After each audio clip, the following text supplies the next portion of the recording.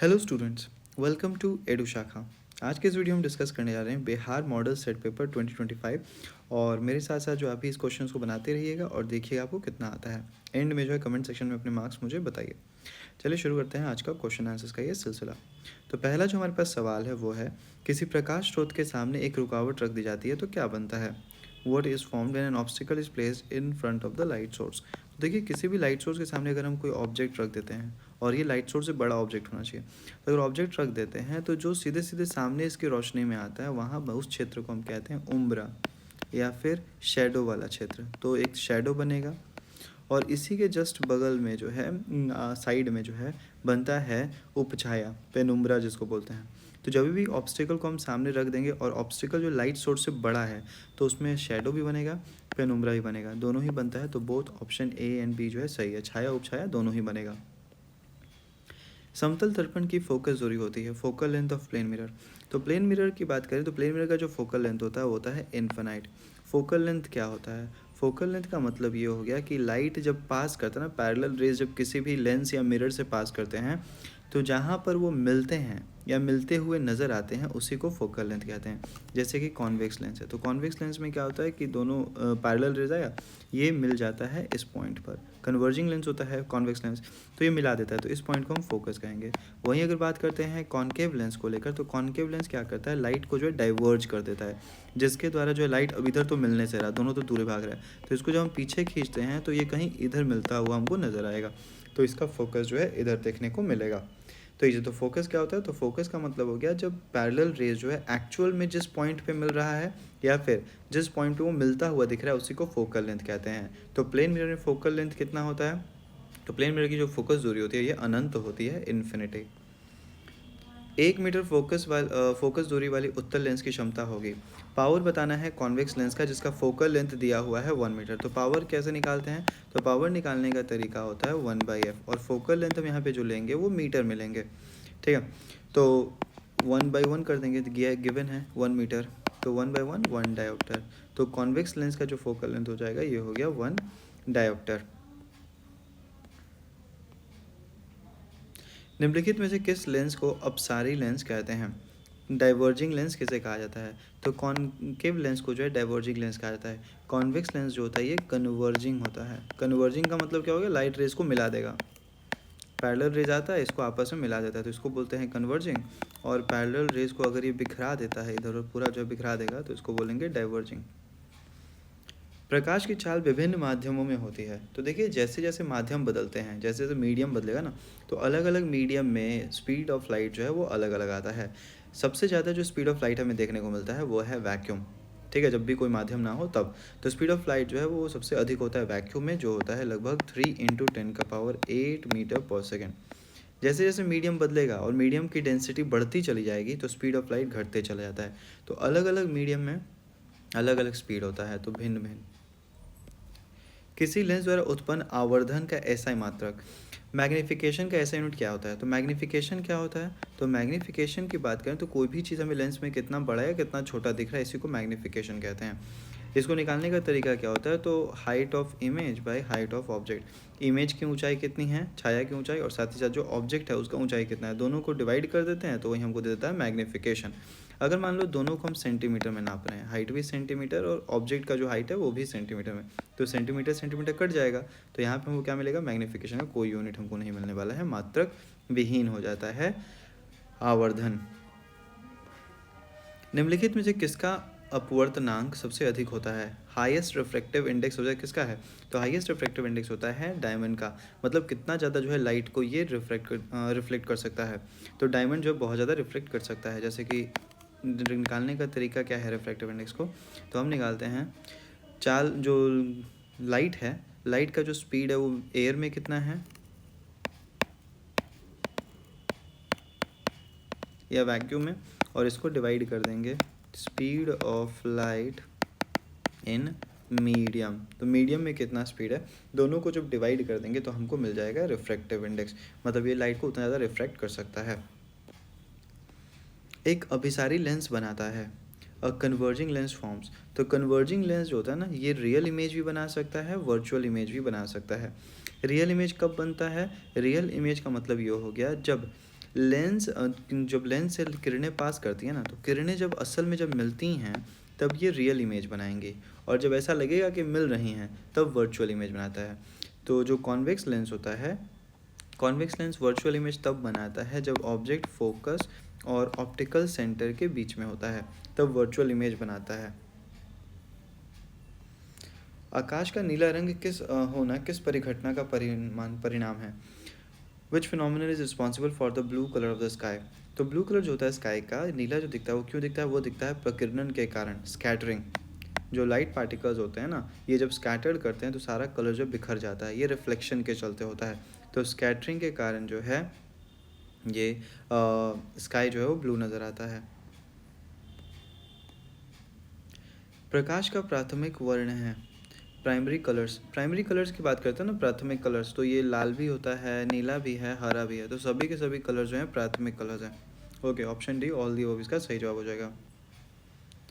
बृहद संख्या में प्रकाश सुग्राही कोशिकाएं कहाँ होती हैं?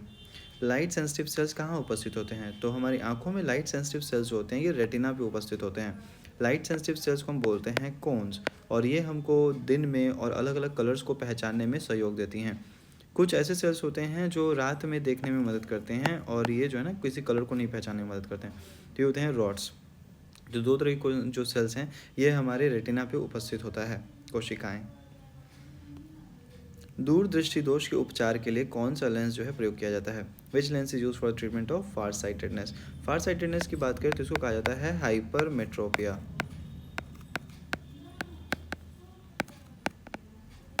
और हाइपरमेट्रोपिया को ठीक करने के लिए जो है कॉन्वेक्स लेंस का इस्तेमाल किया जाता है। वहीं अगर मायोपिया है तो मायोपिया को ठीक करने के लिए जो है कॉनकेव लेंस का इस्तेमाल किया जाता है।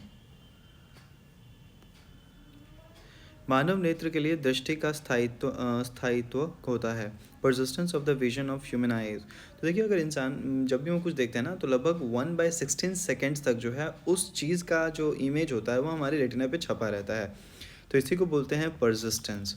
तो कितना होता है? 1/16 सेकेंड्स।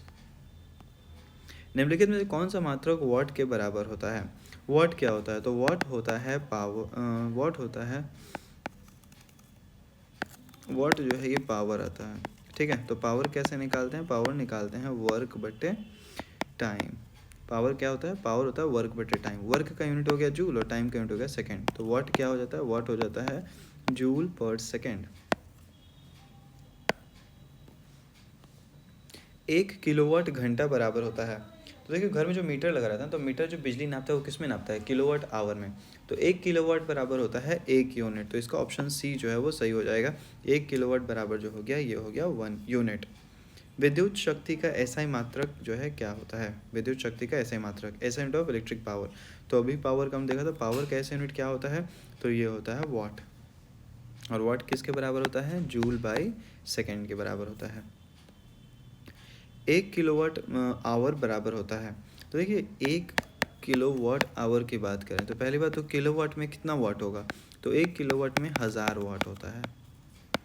और आवर की बात करें तो 1 घंटे में कितना सेकंड? तो 1 घंटे में 3600 सेकंड होता है।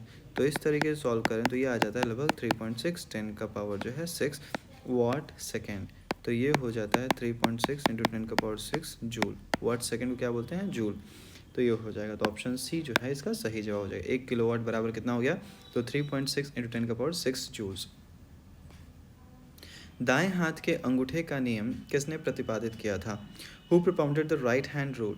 तो राइट हैंड थंब रूल की बात की क्या कहता है? कहता है कि जिस दिशा में करंट दौड़ रहा है, अगर उस दिशा में हम अपने अंगूठे को घुमाएंगे, अंगूठे को रखेंगे और बाकी उंगलियों को जो है उसी दिशा में रोटेट करेंगे, तो वही हमको क्या दे देगा? तो ये हमको दे देता है मैग्नेटिक फील्ड का डायरेक्शन। मैग्नेटिक फील्ड जो है किस दिशा में उत्पन्न होगा उसके बारे में जो उंगलियां हमें बताती हैं। अंगूठे को अगर करंट की दिशा में रखेंगे तो उंगलियों का जो मुड़ाव होगा, जिस दिशा में मुड़ रही हैं, वहीं हमें करंट मैग्नेटिक फील्ड का डायरेक्शन बताएगा। तो ये थ्योरी दिया गया है मैक्सवेल के द्वारा। Maxwell right hand rule, thumb rule. विद्युत फ्यूज विद्युत धारा के किस सिद्धांत का पर कार्य करता है? On which principle of electric current does an electric fuse work? तो फ्यूज़ की बात करें तो फ्यूज़ एक ऐसा डिवाइस होता है जो पतला सा तार है, और इसमें जब हाई करंट पास करें तो ये पिघल जाता है।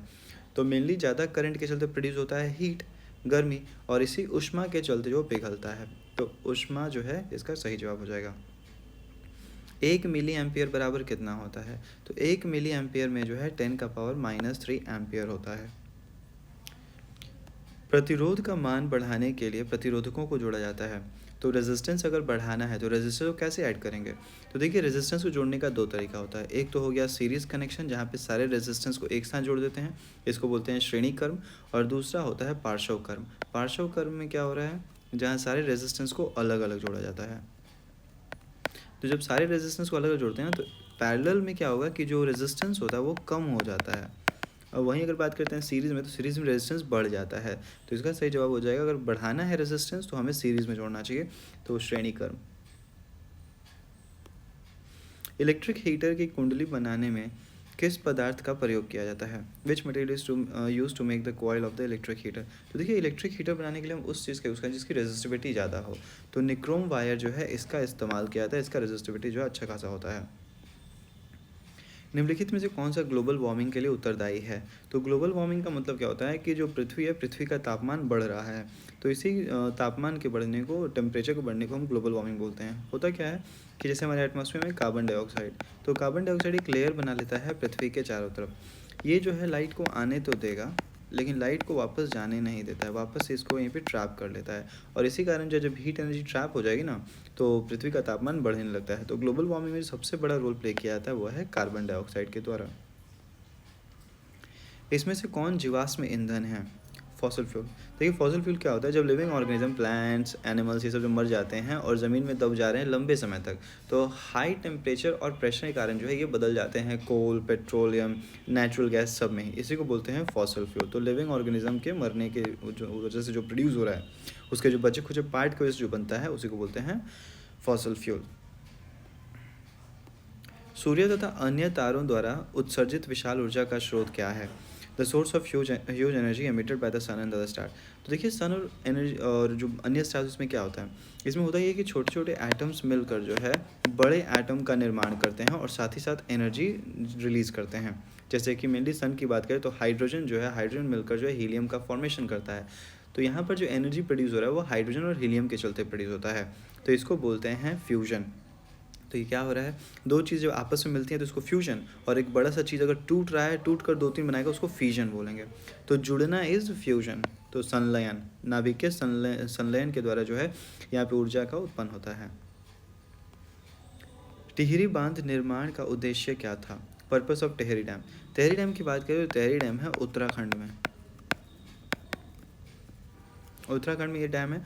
और ये जो है एक मल्टीपर्पज़ प्रोजेक्ट है। मल्टीपर्पज़ प्रोजेक्ट का मतलब क्या होता है, बहुउद्देशीय एक प्रोजेक्ट है ये। इसका मतलब ये होगा कि ये सिर्फ इलेक्ट्रिसिटी के लिए नहीं या इरिगेशन के लिए, बल्कि सबके लिए यूज़ किया जाता है। तो इरिगेशन भी है, वाटर सप्लाई भी है, और इलेक्ट्रिसिटी बनाना भी है, बिजली उत्पादन। खिलौने में किस सेल का उपयोग करते हैं? तो खिलौने में जो है ज़्यादातर ड्राई सेल, सूखा सेल का जो है इस्तेमाल किया जाता है। जल में विद्युत अपघटन में कैथोड पर कौन सी गैस युक्त होती है? देखिए जब इलेक्ट्रोलाइसिस करते हैं, ठीक है, तो इलेक्ट्रोलाइसिस के दौरान हम क्या करते हैं, एक तो हमने बना दिया, दो इलेक्ट्रोड्स ले लिया, तो रॉड ले लिया, इन रॉड्स को हम जोड़ देते हैं बैटरी से। तो जो पॉजिटिव से जुड़ा हुआ है वो कहलाता है एनोड, और जो नेगेटिव से जुड़ा वो है कैथोड। अब जब पानी को इसमें डालोगे और थोड़ा सा एसिड मिला देते हैं ताकि जो कंडक्शन है वो और सुधार हो जाए, तो जब पानी को डालते हैं तो पानी टूटेगा H+ और OH- में। अब देखो पॉजिटिव जो आयन है वो नेगेटिव इलेक्ट्रोड की तरफ चला जाएगा, और जो नेगेटिव आयन है वो पॉजिटिव इलेक्ट्रोड की तरफ चला जाएगा। तो इस तरीके से H+ कहाँ जमा हो जाएगा, H+ जमा हो जाएगा कैथोड में। तो पूछा भी कैथोड का है, तो कैथोड पे हमको क्या मिलेगा, हाइड्रोजन गैस। वहीं अगर हम एनोड की बात करें तो OH- है, ये चला जाएगा पॉजिटिव पर, तो वहाँ पे हमें ऑक्सीजन मिलेगा। नीचे दी गई अभिक्रिया के संबंध में कौन सा कथन सही है? Which statement is true? तो सबसे पहले बोल रहा है जिंक ऑक्साइड उपचयित हो रहा है। उपचयित का मतलब हो गया ऑक्सीडाइज, तो ये ऑक्सीडाइज नहीं हो रहा है, ठीक है। जिंक ऑक्साइड की बात करें तो जिंक ऑक्साइड जो है ये ऑक्सीजन को छोड़ रहा है, तो ऑक्सीडाइज थोड़ी कर रहा है, उपचयित नहीं हो रहा है इसका, तो ये गलत स्टेटमेंट है। कार्बन उपचयित हो रहा है, अपचयित। अपचयित का मतलब हो गया यहाँ पर जो है रिड्यूस, तो देखो अगर ढंग से देखोगे तो कार्बन अकेला था और इधर कार्बन के साथ ऑक्सीजन जुड़ गया, तो यहाँ पे कार्बन में ऑक्सीजन जुड़ा है, तो असल में कार्बन जो है वो उपचयित हो रहा है, कार्बन ऑक्साइड। ऑप्शन सी जो है इसका सही हो जाएगा, कार्बन ये जो है ये ऑक्सीडाइज हो रहा है। जस्ता तथा तनु हाइड्रोइलेक्ट्रिक अम्ल की अभिक्रिया के फलस्वरूप निम्न में से कौन सा गैस बनता है? Which of the following gas is formed as a result of the reaction of zinc and dilute hydrochloric acid? तो जिंक और हाइड्रोक्लोरिक एसिड को मिलाएंगे तो हमको मिल जाएगा जिंक क्लोराइड और हाइड्रोजन गैस। तो कौन सा गैस रिलीज होता है? तो हाइड्रोजन गैस रिलीज होता है। निम्नलिखित में से कौन गैस चूना जल को दूधिया कर देता है? Lime water, milky. तो देखिए लाइम वाटर क्या होता है? लाइम वाटर होता है कैल्शियम हाइड्रोक्साइड। जब इसके प्रेजेंस में जब ये कार्बन डाइऑक्साइड के साथ रिएक्ट करता है तो बना लेता है कैल्शियम कार्बोनेट, और यही कैल्शियम कार्बोनेट के चलते जो है लाइम वाटर मिल्की बन जाता है। ठीक है, तो कौन सा गैस बना रहा है? तो कार्बन डाइऑक्साइड गैस जो है लाइम वाटर को मिल्की बना देता है। निम्नलिखित में से कौन बूझा हुआ चूना है? With the following slaked lime. तो स्लेग लाइम किसको बोलते हैं? तो स्लेग लाइम बोलते हैं कैल्शियम हाइड्रोक्साइड को। ठीक है, कैल्शियम ऑक्साइड को बोला जाता है क्विक लाइम।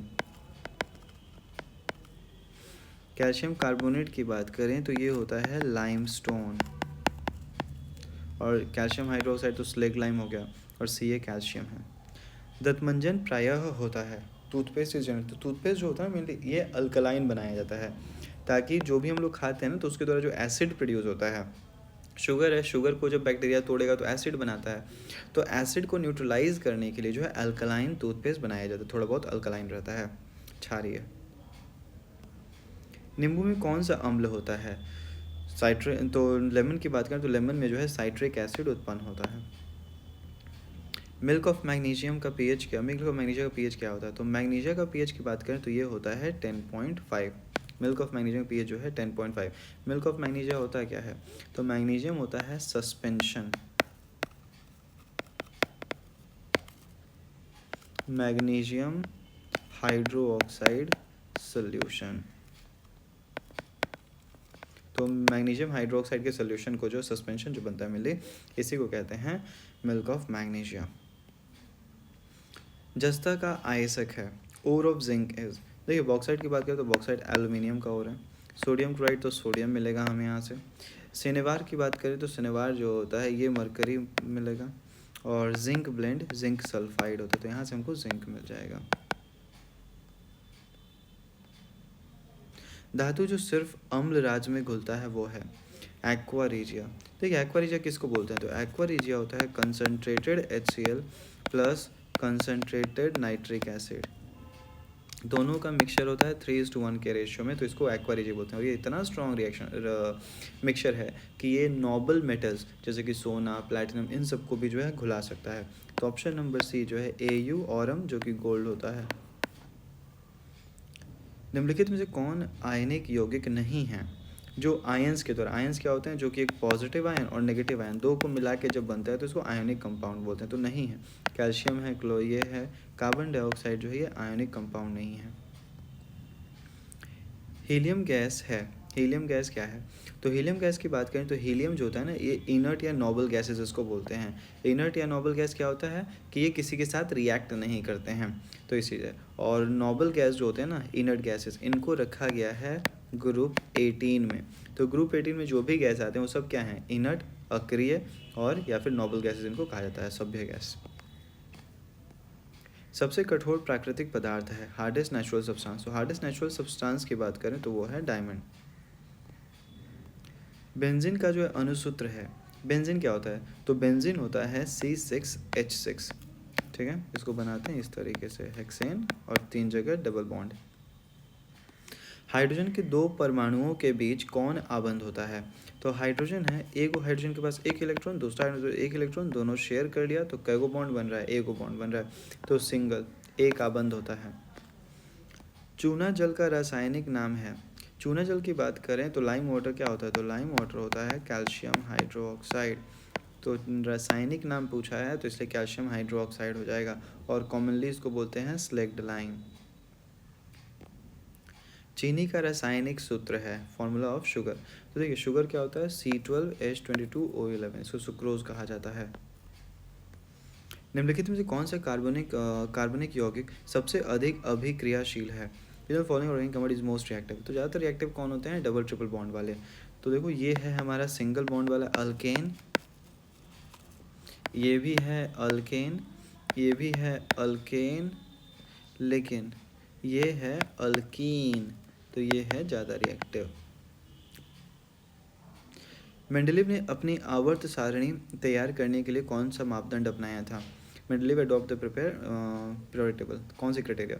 तो मेंडलीव ने जो एलिमेंट्स को अरेंज किया है वो है उसके परमाणु द्रव्यमान के अनुसार, एटॉमिक मास के अनुसार जो है इन्होंने एलिमेंट्स को अरेंज किया और देखा कि after certain interval of time elements की जो प्रॉपर्टी होती है, उसके जो गुण होते हैं वो रिपीट करते हुए नजर आते हैं। निम्नलिखित में से कौन क्षार धातु नहीं है? फिर following is not an alkali metal. Alkali metal किसको बोलते हैं? तो एल्कली मेटल कहते हैं ग्रुप 1 एलिमेंट्स को, जिसमें lithium, sodium, potassium, rubidium, caesium, francium ये सब आता है। ठीक है, तो इसमें एगो नहीं आता है तो वो है मैग्नीशियम। मैग्नीशियम जो है अल्कलाइन अर्थ मेटल में है। निम्नलिखित में से कौन हैलोजन समूह का सदस्य है? हैलोजन समूह कौन होता है? तो हैलोजन ग्रुप की बात करें तो हैलोजन ग्रुप 17 वाले को कहते हैं, जिसमें fluorine, chlorine, bromine, iodine, astatine ये सब आता है। तो इसमें कौन आता है? तो इसमें ब्रोमीन आता है। ऑप्शन नंबर सी जो हो जाएगा वो सही जवाब। जिंक का परमाणु संख्या, जिंक जो है ये 30 पे आता है। एटॉमिक नंबर कितना है जिंक का? 30। निम्नलिखित में कौन विद्युत ऋणात्मक होते हैं? वे following are electronegative. Electronegative element कहने का मतलब क्या हुआ कि जब भी दो एलिमेंट इलेक्ट्रॉन को शेयर करते हैं ना, तो उसको अपनी ओर खींचने की कोशिश करते हैं, इलेक्ट्रॉन को ये अपनी ओर आकर्षक करने की कोशिश करते हैं, इसी को बोलते हैं इलेक्ट्रोनेगेटिविटी। तो ज़्यादातर जो नॉन मेटल्स होते हैं, ये जो है अधातु जो होते हैं वो ऋणात्मक होते हैं। राजस्थान ने किस ग्राम में चिपको आंदोलन के क्रम में महिलाओं ने जान दी थी? देखिए, चिपको आंदोलन की बात करें, पहली बात तो ये राजस्थान का नहीं है, ये है उत्तराखंड।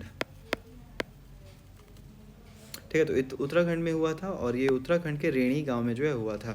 राजस्थान में जो है खिजराली गांव में खेजरी पेड़ को बचाने के लिए जो है आंदोलन किया गया था। ठीक है, जिसमें विश्नोई कम्युनिटी ने एक मुख्य भूमिका निभाई थी। ओके, और उन्हीं विश्नोई कम्युनिटी में से एक लेडी थी जिनका नाम था अमृता देवी विश्नोई। उनके नाम पे ही जो है इन्वायरमेंट को बचाने का पुरस्कार भी दिया जाता है। ठीक है, तो चिपको आंदोलन की बात करते हैं, उत्तराखंड में हुआ था लगभग जो है 1973 के करीब। ठीक है, रेणी गाँव में। निम्नलिखित में से किसके कारण पर्यावरण में संतुलन बिगड़ जाता है? Due to which the following balance of the environments get disturb. देखिए, पर्यावरण संतुलन कब बिगड़ेगा? एफॉरेस्टेशन मतलब पेड़ लगाना, पेड़ लगाने से संतुलन थोड़ी बिगड़ने वाला है। हाँ, जनसंख्या बढ़ रही है तो जनसंख्या के बढ़ने के चलते जो कहीं ना कहीं संतुलन बिगड़ रहा है। पर्यावरण को प्रदूषण से बचाने का सबसे अच्छा तरीका क्या है? The best way to protect the environment from pollution is. तो देखिए, हम क्या कर सकते हैं, तो हम जो है चीज़ों का वापस से रिसाइकल कर सकते हैं, उसको रीयूज़ कर सकते हैं, या फिर हम जो है जो वेस्ट प्रोड्यूस करें उसको कम कर दें। तो सभी के सभी जो है हम कर सकते हैं। सौर सेल में किसका उपयोग किया जाता है? सोलर सेल की बात करें, सोलर सेल में जो है सिलिकॉन का इस्तेमाल जो है किया जाता है। निम्नलिखित में कौन मुख्य बायोगैस है? बायोगैस कौन होता है? तो बायोगैस होता है मीथेन, CH4। मनुष्य के दांत की सबसे ऊपरी परत कौन सी है? देखिए, दांत की बात करें, दांत किससे बना हुआ है? दांत बना हुआ है डेंटाइन से। ठीक है, और इसके ऊपर जो एक मजबूत लेयर होता है जिसको हम कहते हैं इनेमल, जो हमारे बॉडी में सबसे हार्डेस्ट सब्सटेंसेस में से एक है। तो इनेमल जो है ये ऊपरी परत होता है। जठर ग्रंथियाँ पाई जाती हैं, गैस्ट्रिक ग्लैंड्स कहाँ पाए जाते हैं? तो गैस्ट्रिक ग्लैंड जो है आमाशय में, स्टमक में जो है पाए जाते हैं। ठीक है, और गैस्ट्रिक ग्लैंड्स क्या सीक्रेट करते हैं? तो ये तीन चीज़ सीक्रेट करते हैं। एक तो है म्यूकस, दूसरा जो है HCl, और तीसरा जो है पेप्सिनोजन। इसी पेप्सिनोजन से जो है पेप्सिन का निर्माण होता है, प्रोपेप्सिन भी इसको कहते हैं। निम्नलिखित में कौन वसा के पाचन में सहायक होता है? डाइजेशन ऑफ फैट में हेल्प करता है लाइपेज। ठीक है, मेल्टेज की बात करें, मेल्टेज, लैक्टेज, टाइलिन, ये तीनों के तीनों जो है कार्बोहाइड्रेट को पचाते हैं। पीत रस का रंग होता है, तो बाइल जूस जो होता है ये येलोइश कलर का होता है, पीला कलर का होता है। अच्छा, ये बाइल जूस प्रोड्यूस कौन करता है? तो बाइल जूस प्रोड्यूस किया जाता है लिवर के द्वारा, और इसको स्टोर किया जाता है, जमा कहाँ रहता है? गॉल ब्लैडर में।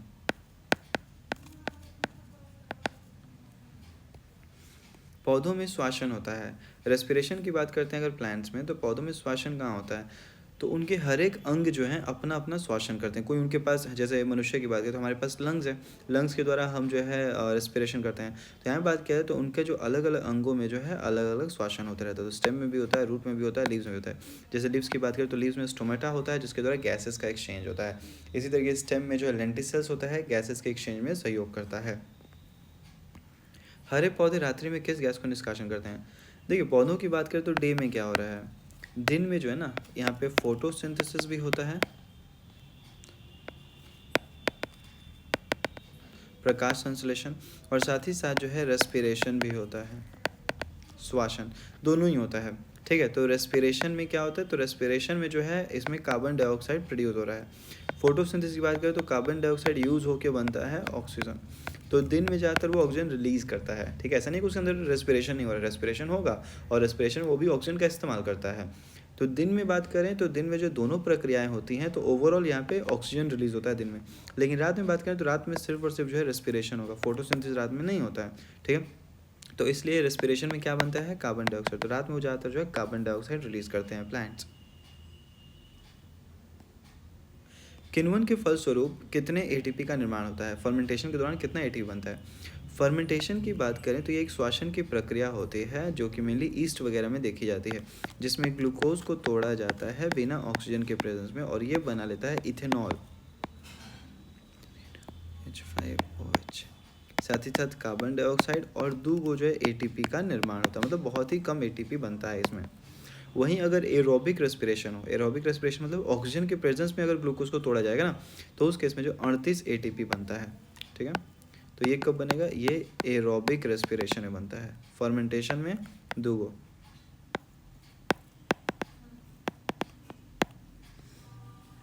सामान्य डायस्टोलिक रक्तदाब कितना होता है, normal diastolic blood pressure. Diastolic की बात करें तो डायस्टोलिक होता है 80 mmHg। वहीं अगर सिस्टोलिक की बात करें तो सिस्टोलिक होता है 120 mmHg। डायस्टोलिक सिस्टोलिक प्रेशर होता क्या है, जब हार्ट ब्लड पंप करता है ना तो ये आर्टरीज पे प्रेशर एग्जर्ट करता है। यहीं कितना प्रेशर पड़ रहा है आर्टरीज पे, इसी को बोलते हैं सिस्टोलिक प्रेशर। तो ब्लड को जब ये हार्ट जब पंप करेगा ना, पंप करते समय कितना प्रेशर एग्जर्ट कर रहा है, तो इसको बोलेंगे सिस्टोलिक। और जब रिलैक्स करता है तो रिलैक्स के दौरान कितना प्रेशर एग्जर्ट हो रहा है, इसको बोलते हैं डायस्टोलिक। पौधों में बाष्पोत्सर्जन किस अंग में होता है, ट्रांसपिरेशन। तो ट्रांसपिरेशन कहाँ से होता है, लीफ में होता है। स्टोमेटा जो होता है, स्टोमेटा के द्वारा जो है पानी भाप के रूप में जो उड़ जाता है, इसी को बोलते हैं ट्रांसपिरेशन। तो लीफ के द्वारा जो है ट्रांसपिरेशन होता है। अस्थि क्या है, बोन। बोन की बात करें तो बोन जो होता है ये कनेक्टिव टिश्यू होता है, उत्तक। पादप में अपशिष्ट संचित रहते हैं, जो वेस्ट होते हैं वो कहाँ स्टोर रहते हैं प्लांट्स में, तो बार्क में भी होते हैं, वैक्यूल्स में भी होते हैं, लीव्स में भी, पत्तों में भी होते हैं, तो सभी जगह जो है स्टोर रहते हैं। तो ऑल द अबव। वृक्क के संरचनात्मक एवं क्रियात्मक इकाई को क्या कहते हैं, structure and function of kidney को बोला जाता है नेफ्रॉन।